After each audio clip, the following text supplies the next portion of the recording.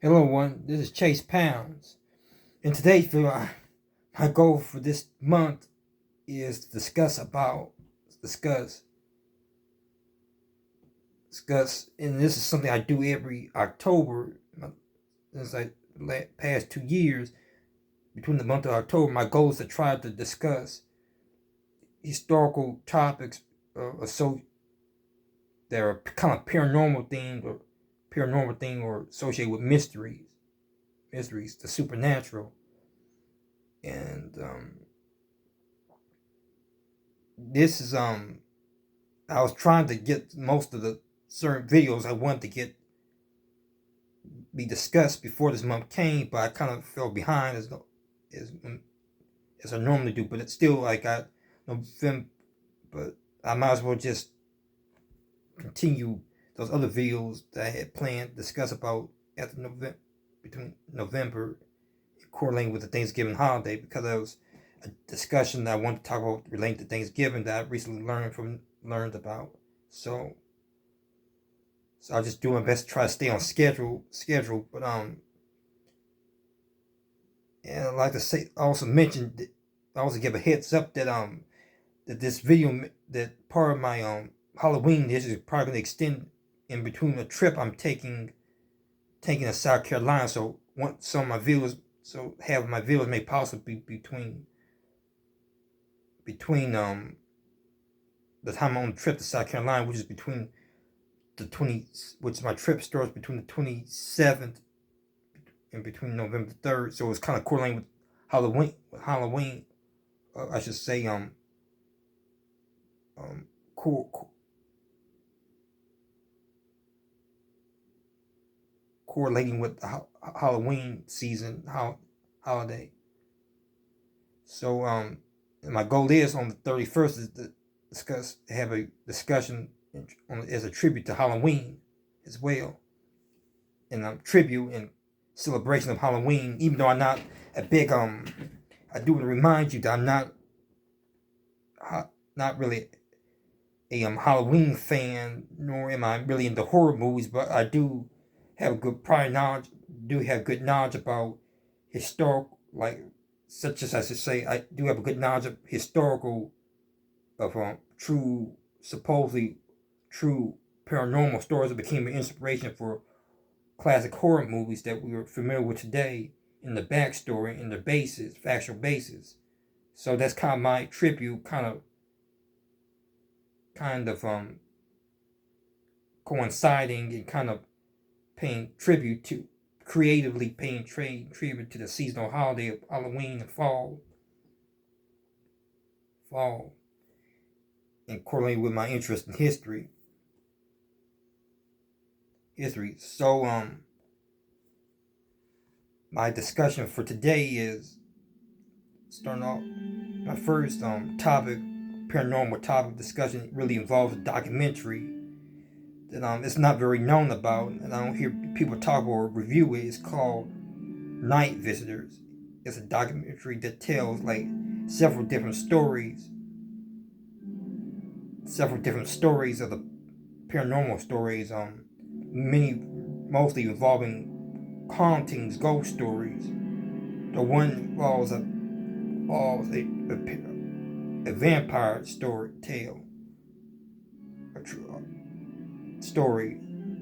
As I said, this isn't a very known, Night Visitors isn't a very known documentary, and it's a documentary I remember when I was I have nostalgic memories as a kid. Between when I was in second and fourth grade, it would it was come on the Travel Channel. Well, the first time I heard of this documentary was on it was recycled. I think this documentary was recycled into a kids documentary series called Truth or Scare, which is a which was a which I think the host of the show, it was starred the Buffy the Vampire Slayer. She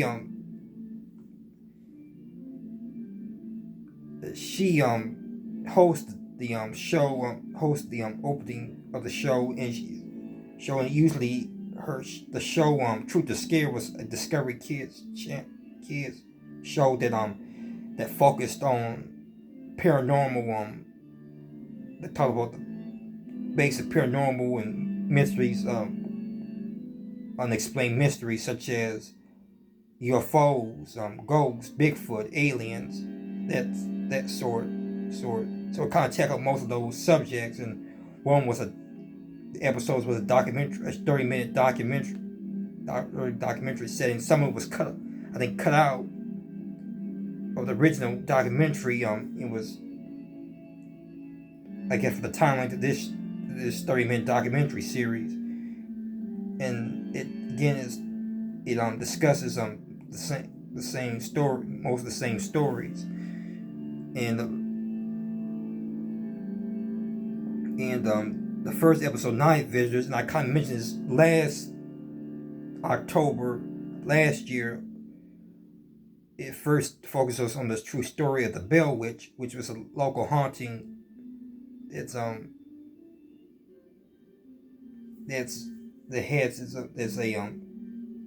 very popular in the southern region of Tennessee, Adams, Tennessee. As I said, before I had passed by back in 2022, I took a trip. Me and my mother took a trip. My mother took a trip to Nashville, Tennessee, and on the way there, we had passed by the supposedly haunted Bell Witch Cave, which is where some people say the spirit resides inside the cave. And it just happens that I was watching the documentary Night Visitors the night before we left for the trip, so it was kind of ironic timing. But the Bell Witch is the first story. The documentary features, and it does a good shows it, and it's not well done reenactment. That's the one that really stood out to me, particularly between my fourth grade when I rediscovered the documentary again. It showed the original documentary on the Travel Channel, and I remember the Bell Witch segment. I mean, very nicely done reenactments. They show the Bell haunting, which is the story. Which again, the Bell Witch. If you're not, I mentioned it in my previous video that the Bell Witch is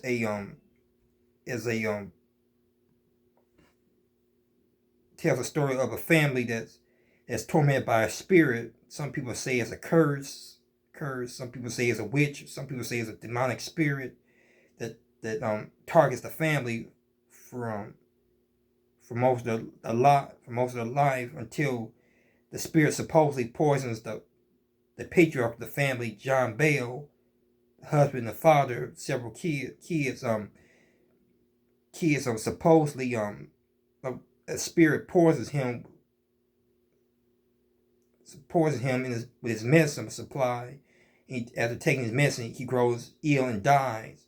And then, instead of the spirit taunted him, even as he was being buried, even during his funeral, the spirit haunted him.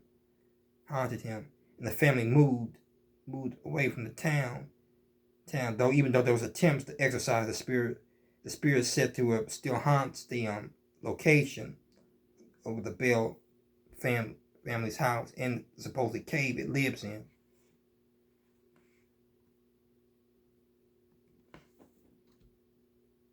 And the next story it features is a tale of a vampire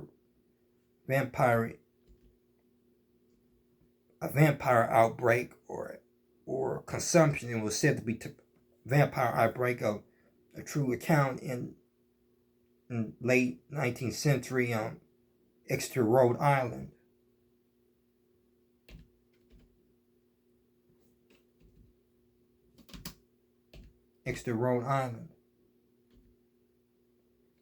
And it tells a story of people who was, though at the time was thought to be vampirism, was really consumption, a early term for tuberculosis. of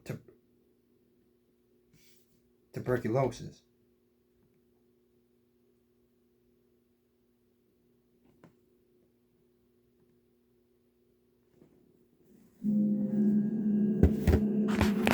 Superstition or real life vampire. It's said to be tuberculosis. Is there a witch dwelling in this cave? Tuberculosis, and the way in every time it would be a people report before their during their sickness of a fiend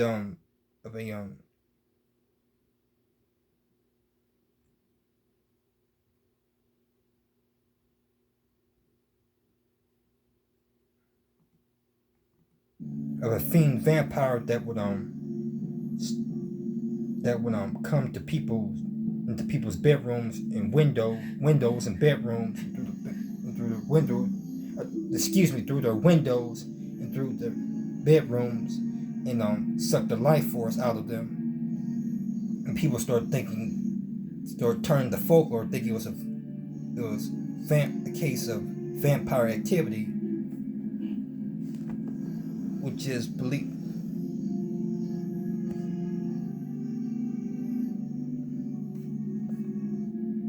which is which is not which isn't really which may not have been the case, but was thought to be the answer at the time. Even though this was the late 19th century, turn to the 20th century, an age of scientific reasoning and enlightenment, people still believed in vampire folklore to still explain unexplainable incidents. But incidents.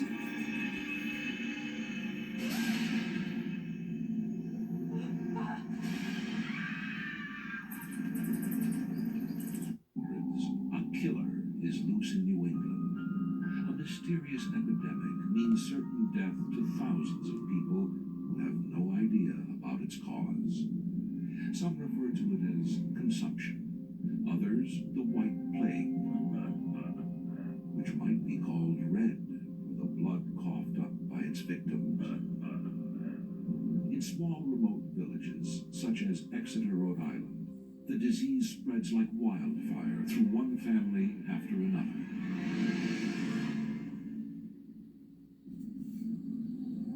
In the winter of 1883, George Brown, a farmer in Exeter, loses.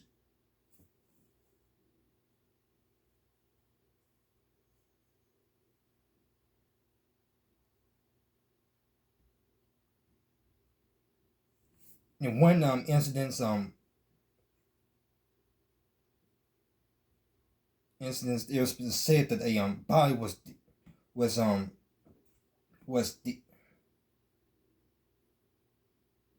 body was exhumed and thought to be the culprit of vampirism, was found that a a um a young lady named of Mercy Brown Brown was thought to be a vampire, was thought to be the reason, thought to be the cause of the vampirism, because her body was still still fresh, hadn't composed as other bodies they exhumed did. And I think it was said that, and it was thought that she had been stalking the night and terrorizing other people as a vampire, and drank and sucking the life force, the blood out of them.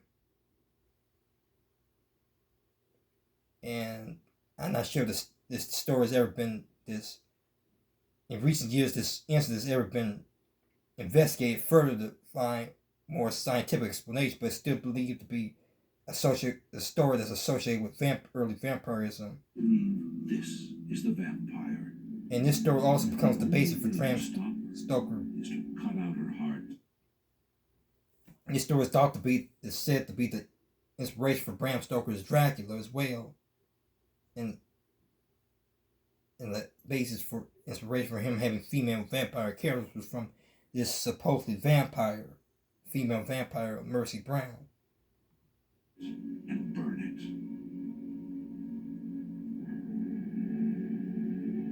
William Rose calls on Dr. Harold Metcalf to carry out this ungodly act.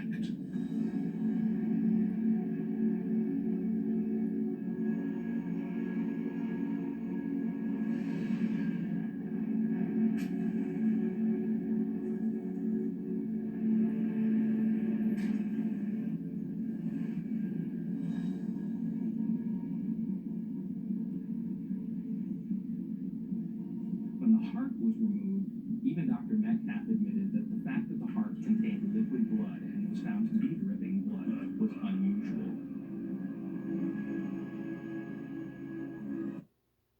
And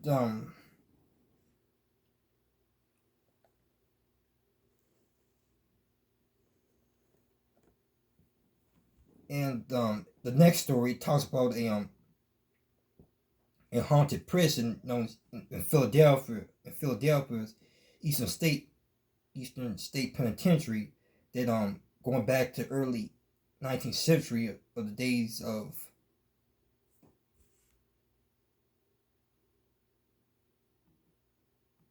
Were built in the United States. of the days of Charles Dickens, who visited the prison in 1829 and 1840s.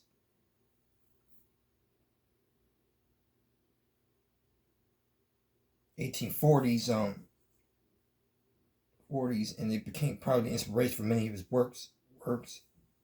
Condemned the was opposed to the prison system and condemned it as, as, a, as an unnecessary evil, and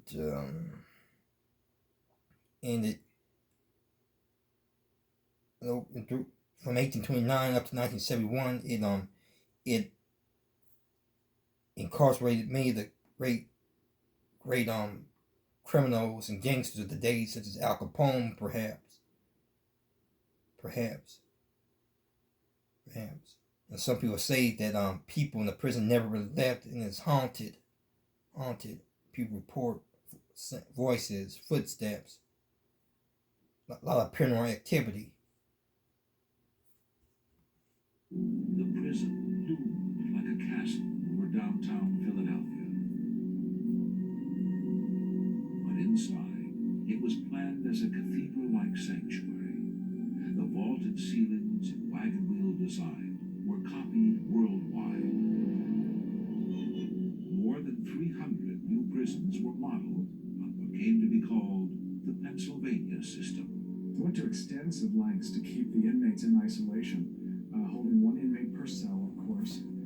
Inmates worked in their cells, they slept in their cells, they had running water in the cells, which was very unusual. Even the White House did not have running water in the 1830s, when inmates here had flush toilets.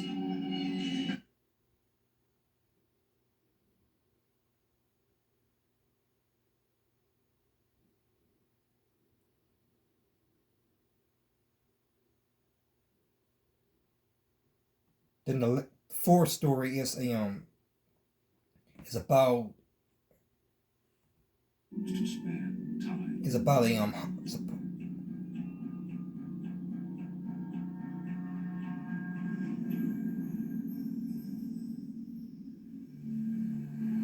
it's about a supposedly haunted bridge.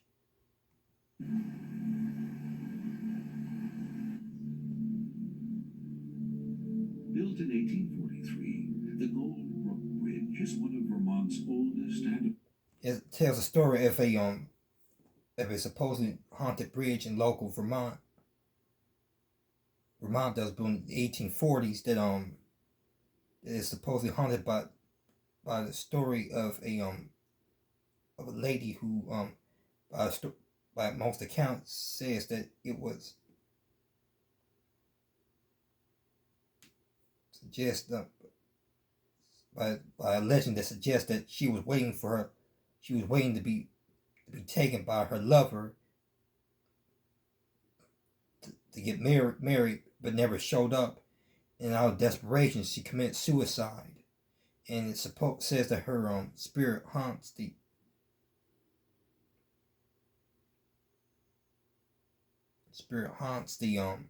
this bridge.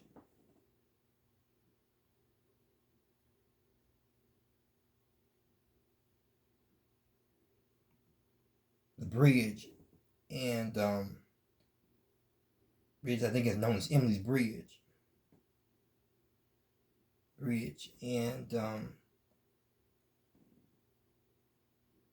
then the last one involves a castle where a scientist haunts a fortress-like castle. I think it's in Michigan. I think it was in Detroit, Michigan, in the 1920s. He built he